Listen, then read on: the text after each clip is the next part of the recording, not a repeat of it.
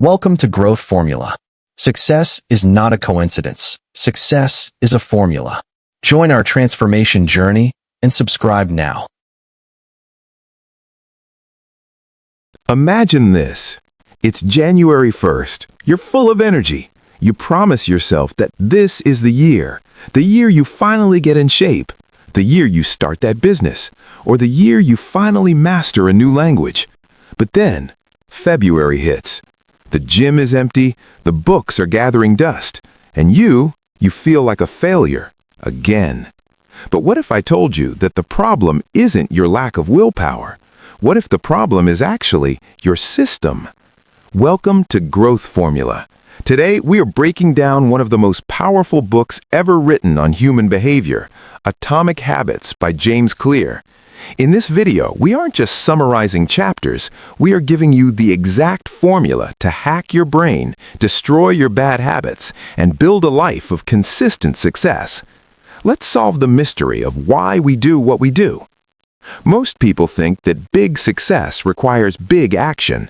We put so much pressure on ourselves to make some earth-shattering improvement that everyone will talk about.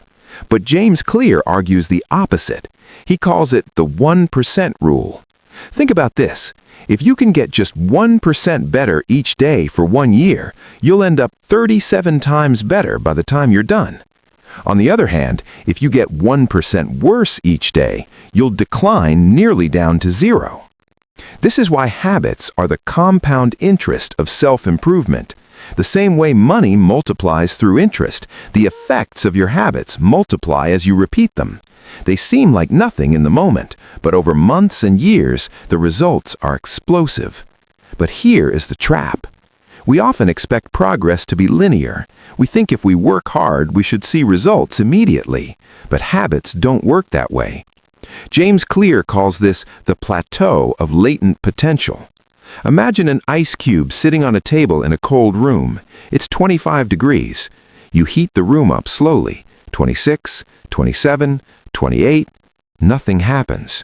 29, 30, 31. Still, the ice cube sits there. Then, 32 degrees. Suddenly, the ice begins to melt. A 1-degree shift, seemingly no different from the temperature increases before it, has unlocked a huge change. Your work wasn't wasted, it was being stored. All the action happens at 32 degrees.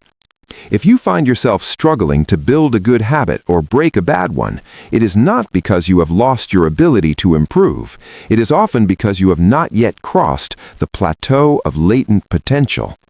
When you finally break through, people will call it an overnight success, but you know the truth. It was the work you did when it seemed like nothing was happening that made the breakthrough possible. Now, to cross that plateau, you need to stop focusing on goals and start focusing on systems. Goals are about the results you want to achieve. Systems are about the processes that lead to those results. Winners and losers often have the same goals. Every Olympian wants to win a gold medal. Every job candidate wants to get the job. So the goal itself cannot be what separates the winners from the losers. The difference is the system of continuous small improvements followed by the winners. You do not rise to the level of your goals, you fall to the level of your systems. To truly change your life, you need to understand that there are 3 levels of change. The first layer is changing your outcomes. This is about what you get. Losing weight, winning a championship, or publishing a book. The second layer is changing your process. This is about what you do, implementing a new routine at the gym, or developing a daily writing habit. But the third and deepest layer is changing your identity. This is about what you believe, your worldview, your self-image, and your judgments about yourself and others. Most people start by focusing on what they want to achieve. This leads to outcome-based habits. The alternative is to build identity-based habits. With this approach, we start by focusing on who we wish to become. Imagine 2 people resisting a cigarette. When offered a smoke, the first person says, "No thanks, I'm trying to quit." It sounds like a reasonable response, but this person still believes they're a smoker who is trying to be something else. They are hoping their behavior will change while carrying the same beliefs. The second person declines by saying, "No thanks, I'm not a smoker." It's a small difference, but it signals a shift in identity. Smoking was part of their past life, not their current one. They no longer identify as someone who smokes. The goal is not to read a book. The goal is to become a reader. The goal is not to run a marathon. The goal is to become a runner. Your behaviors are usually a reflection of your identity. What you do is an indication of the type of person you believe that you are. When your behavior and your identity are fully aligned, you are no longer pursuing behavior change. You are simply acting like the person you already believe to be. So how do you change your identity? It's a simple two-step process. Step 1, decide the type of person you want to be. Step 2, prove it to yourself with small wins. Every action you take is a vote for the type of person you wish to become. No single instance will transform your beliefs, but as the votes build up, so does the evidence of your new identity. Each time you write a page, you are a writer. Each time you practice the violin, you are a musician. Each time you start a workout, you are an athlete. This is why small habits matter so much. They don't just provide better results, they provide the evidence you need to change the deepest beliefs about yourself. Now that we understand the power of identity, let's talk about the practical growth formula to build these habits. James Clear calls this the habit loop. Every habit can be broken down into 4 simple steps: cue, craving, response, and reward. The cue triggers your brain to initiate a behavior. It's a piece of information that predicts a reward. The craving is the motivational force behind every habit. You don't crave the habit itself, you crave the change of state it delivers. You don't crave smoking a cigarette, you crave the feeling of relief it provides. The response is the actual habit you perform, which can take the form of a thought or an action. And finally, the reward is the end goal of every habit. We seek rewards because they satisfy our cravings and teach us which actions are worth remembering in the future. If a behavior is insufficient in any of these 4 stages, it will not become a habit. Eliminate the cue and your habit will never start. Reduce the craving and you won't experience enough motivation to act. Make the behavior difficult and you won't be able to do it. And if the reward fails to satisfy your desire, then you'll have no reason to do it again in the future. Without the first 3 steps, a behavior will not occur. Without all 4, a behavior will not be repeated. In the next part of this formula, we will explore the 4 laws of behavior change that will show you exactly how to manipulate this loop to your advantage. To transform your life, you must master the 4 laws of behavior change.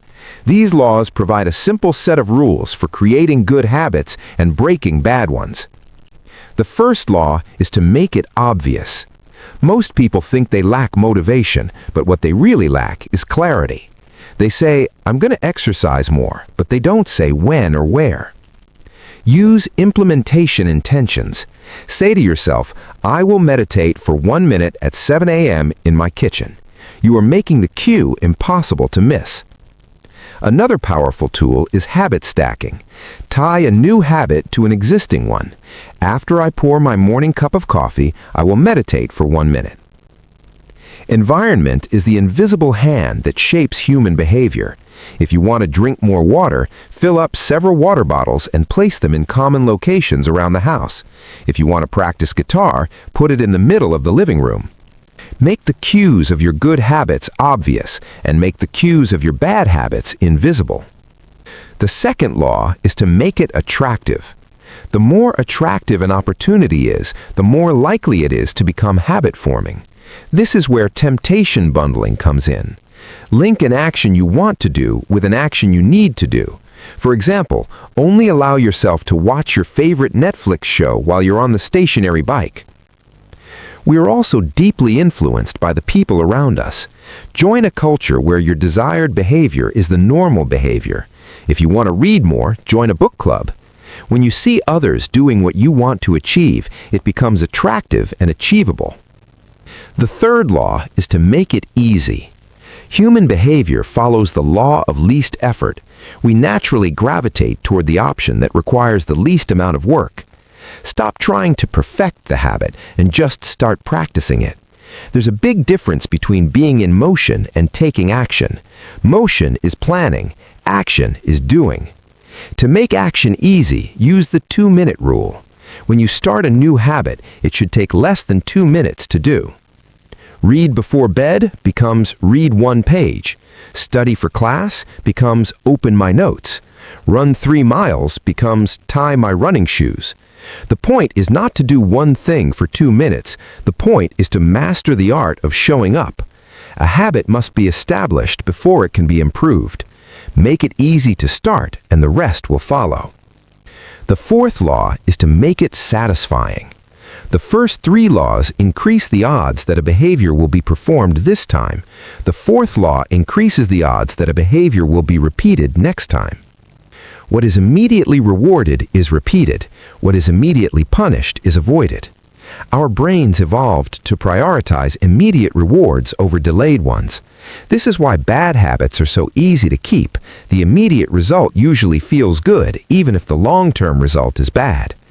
To stick to a good habit, you need to feel a sense of immediate success, even if it's small. Use a habit tracker. Crossing an item off your to-do list or seeing a streak on a calendar creates a visual cue that provides an immediate burst of satisfaction.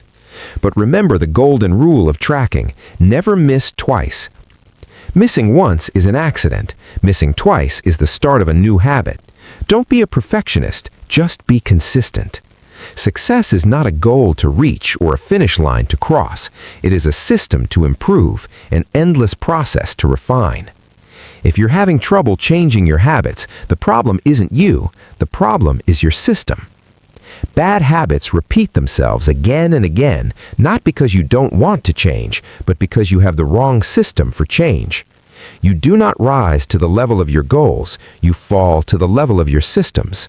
Focus on the identity you want to build. Focus on the 1% improvements, and most importantly, focus on the process. That is the growth formula. If you found this breakdown valuable, don't let the cycle stop here. Hit the subscribe button to join our community and unlock the secrets of the world's greatest books. Every week, we bring you a new formula for success. Which habit are you starting for just 2 minutes today? Let us know in the comments below. Let's grow together.